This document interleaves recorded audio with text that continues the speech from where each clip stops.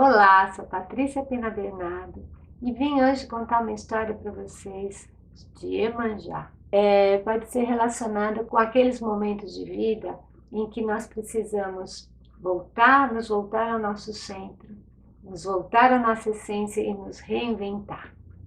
Dar um novo início às nossas vidas, aos nossos projetos de vida. Essa história conta que Iemanjá se casou com Olofim, rei de Fé, e com ele teve 10 filhos. Ela foi viver com o marido em Fé, mas ela recebeu do seu pai Olocum, o orixá dos oceanos, uma garrafa. E o seu pai falou para ela assim: olha, filha, precisando de mim, você quebre esta garrafa que você vai me reencontrar. E a Iemanjá mantinha guardado num lugar muito especial a garrafa que recebeu do pai. Em determinado momento, depois que os filhos já haviam se casado, já haviam cada um tomado seu rumo, ela chega para o marido e fala: olha, eu estou precisando de um tempo para mim. Eu quero me reencontrar com meu pai, eu quero ir para o mar, eu quero ficar junto com os meus peixes, junto com as sereias. Eu preciso de um tempo só para mim.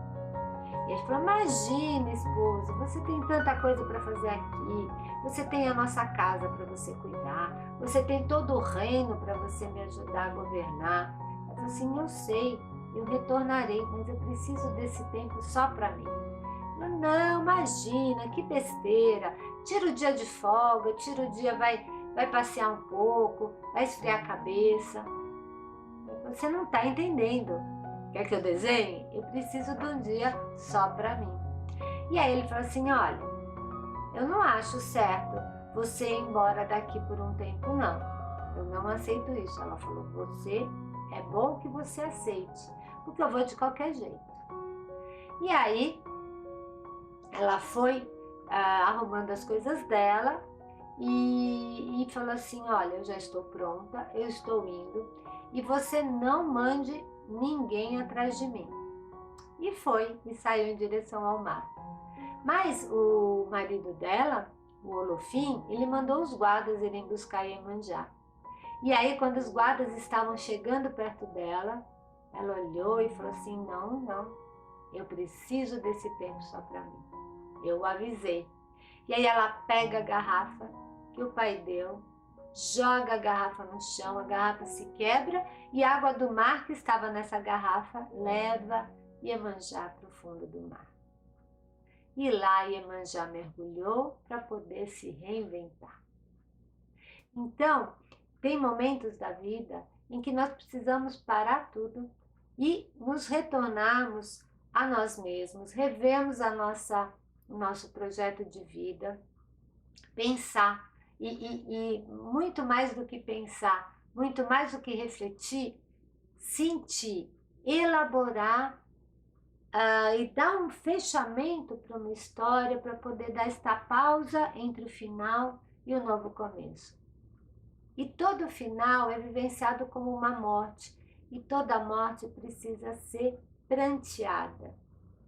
Toda morte pede uma lavagem do que era, para que esta água que lava, que leva a forma antiga, dissolva o estado em que as coisas estavam, para que a energia contida, aquilo que é essencial, aquilo que nunca muda, o amor, a alegria, aquilo que faz parte, que é eterno em nós, para que a partir disso, a partir desse centro, nós possamos criar uma nova estrutura, dar um novo desenho para a nossa vida. Como no trabalho da mandala, que você põe o centro e desenvolve uma forma ao redor do centro. Então, as águas de Iemanjá são salgadas como a das nossas lágrimas, não é? Tudo que morre é como o fruto colhido da árvore da vida que traz dentro de si uma nova semente, que precisa ser despertada, que precisa ser regada. Mas, principalmente, nós precisamos encontrar dentro de nós essas sementes, esses sonhos, esses pontos do que é o mais importante de nós, a partir do qual nós possamos nos dar um novo início. E a partir dessa história nós podemos propor uma atividade, por exemplo, a confecção de uma garrafa. E esta garrafa, inspirada neste conto de Iemanjá, pode ter dentro de si uma poção mágica. Por exemplo, essa é uma atividade que eu criei para trabalhar com sentimentos, porque a água de Iemanjá é assim, traga os seus sentimentos à tona, trabalhe sobre eles, não é? Para que eles possam para que eles possam levar e lavar tudo aquilo que ainda é dor, tudo aquilo que não serve mais, que já foi, mas que não é mais importante da nossa vida, e deixa vivo a essência.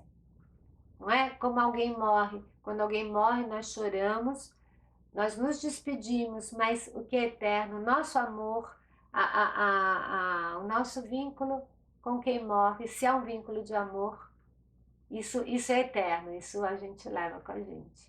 E a gente constrói a partir disso uma nova forma de relacionamento com este ser. Então, a garrafa pode ser inspirada por alguma história, por exemplo, por essa história de Iemanjá, e ela pode ser decorada, e uma das formas de se trabalhar com a garrafa pode ser também potes mágicos. É uma vivência que eu criei para ajudar uma criança a trabalhar com os sentimentos dela.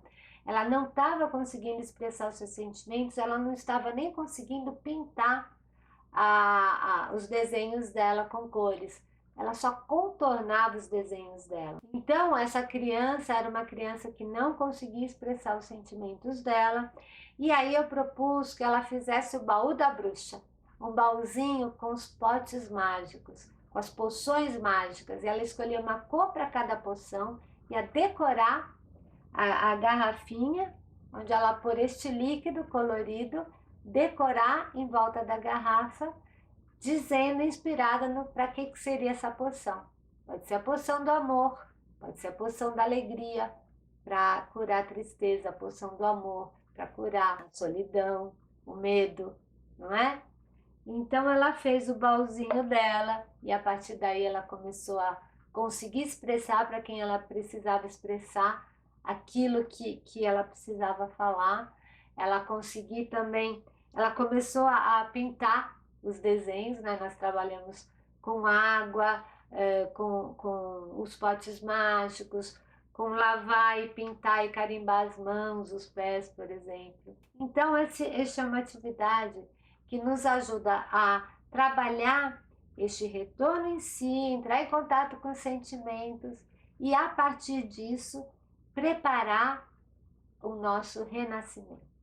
Essa história e outras está nesse livro aqui, como eu falei para vocês, Mitologia Africana e Arte Terapia. E neste livro eu falo sobre os mitos nos ensinam a viver, sobre os orixás, na sequência em que eles são saudados e chamados, não é? E cada orixá ele tem a ver com aspectos da nossa vida interior e da nossa vida no mundo, no dia a dia, não é?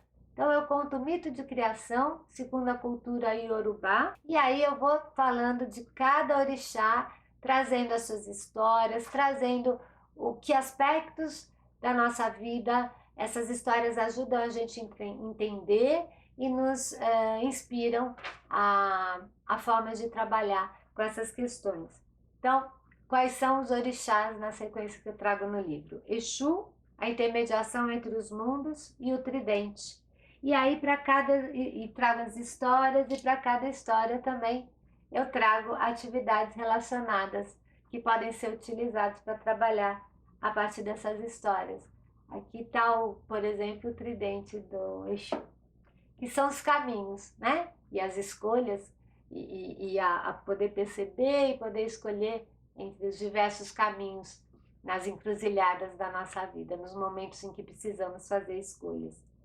Ogum, abertura de caminhos e a espada. Oxóssi, o caçador de uma flecha só, o arco, o alvo e a flecha. E aí eu trago como uma das possibilidades fazer o alvo, fazer o arco, fazer a flecha e como é que a gente pode trabalhar com esses recursos em arte terapia. no contexto terapêutico, preventivo e pedagógico. O San, as folhas. Iroko, a árvore que liga a terra ao céu. O Obaloaê, o curador ferido, onde eu falo, por exemplo, no Obaloaê eu trago essa atividade que é a transformação de imagens. Você escolhe uma imagem que represente alguma coisa que você não gosta e trabalha sobre essa imagem, transformando ela em alguma coisa que você goste.